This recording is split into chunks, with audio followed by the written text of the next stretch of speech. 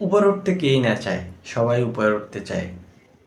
আমিও একটা অধম বান্দা, আমিও উপরে উঠতে চাই, কিন্তু মানুষের পিছে লেগে না, মানুষের তা ক্ষতি করে না, মানুষের কোনো অর্থ আত্মসাৎ করে না।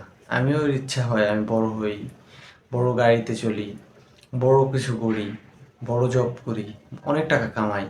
কিন্তু ভাই বিশ্বাস করেন, মানুষের টাকা বিন্দু পরিমাণে হক মেরে আমি ধনী হতে চাই না, আমি বড় হতে চাই না। আমি চাই আমার নিজ দক্ষতায়, নিজ কর্মস্থল থেকে আমি নিজেকে আপগ্রেড করতে করতে আমি যেন বড় হতে পারি। আল্লাহ যদি আমার কপালে বড় কিছু লেখা থাকে, ইনশাল্লাহ আমি হব, ঠিক আছে। কিন্তু মানুষের হক মেরে আমি হতে চাই না, কারো হক নষ্ট করতে চাই না। আমার এই 22 বছর লাইফে আমি মনে হয় না কারো হক নষ্ট করছি। ছোট থাকতে করছি কিনা আমার খেয়াল নেই, ওই সময় আমি ছোট না, আমার বুঝ হয়েছে পর থেকে আমি কখনো কারো হক নষ্ট করছি বলে মনে হয় না।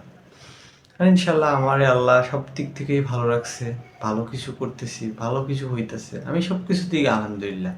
বেশ আমার ক্ষতি হয় না, আমার সব সময় ভালো কিছুই দেখি হয়। আমি বিপদে পড়ছি, আমি যে উদ্ধার করার রাস্তা আমি পেয়ে গেছি। আমি এমনভাবে আমার রাস্তা আল্লাহ তৈরি করে দিছে। তাই আমি সবাইকেই সবার উদ্দেশ্যে একটা কথা বলবো, কারো হক নষ্ট করেন না, কারো নষ্ট করেন না। আপনারটা নষ্ট হবে না ইনশাল্লাহ। আপনি হয়তো এখন পান না, পরে পাবেন, অপেক্ষা করুন, ভালো কিছুই পাবেন ইনশাল্লাহ, ভালো কিছু পাবেন। অপেক্ষা করুন, সমস্যা কি? আমরা এখন না যে পরে পাবো, সমস্যা নেই তো কোনো। অপেক্ষা করলাম, ভালো কিছু এমনিই হবে।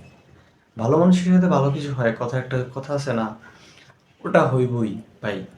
আপনি শুধু ধৈর্য ধরুন, কর্মস্থলে মন থেকে কাজ করুন, নিজে পরিশ্রম দিয়ে করুন, সৎ পথে চলুন, দেখবেন ইনশাল্লাহ ভালো কিছু আপনার জন্য অপেক্ষা করতেছে। ধন্যবাদ সবাইকে।